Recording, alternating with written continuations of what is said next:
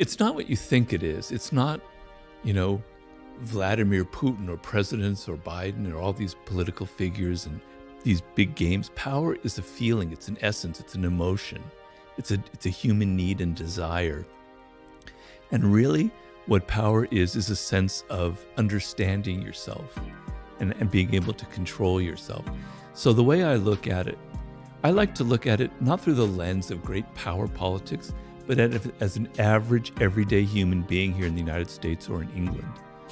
The feeling that you have with your children, with your spouse, with your colleagues, the people who work for you, the sense that you have no control, that you can't influence them with your ideas, that you can't get them to maybe, you know, soften some of their ugly behavior if they have that you can't get them interested in helping you with a project or whatever, is the most miserable feeling a human being can have.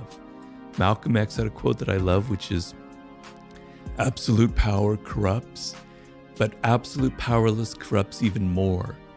I'm butchering it, but that was the gist of it. The feeling of powerlessness is actually more corrupting than the feeling of having a lot of power. It turns people into being passive aggressive, into playing all kinds of weird games, negative games to get power.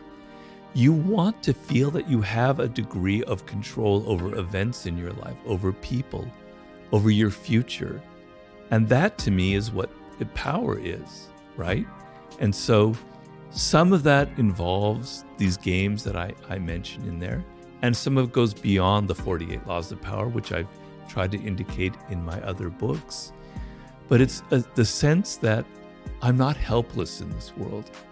I remember when I first entered the work world as a very naive college graduate with all these ideals and things I'd read, because I studied literature and languages, going, man, this is weird.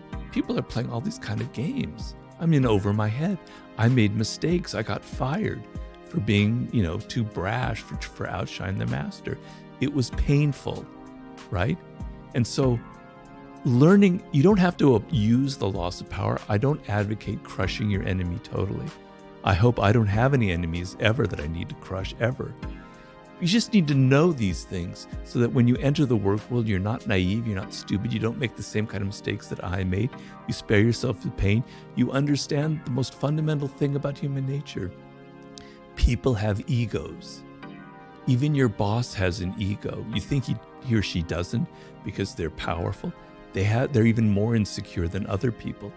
You need to be aware of these things so that you don't inadvertently make them feel insecure and suffer the consequences. So that's sort of my idea of power that I was trying to describe there.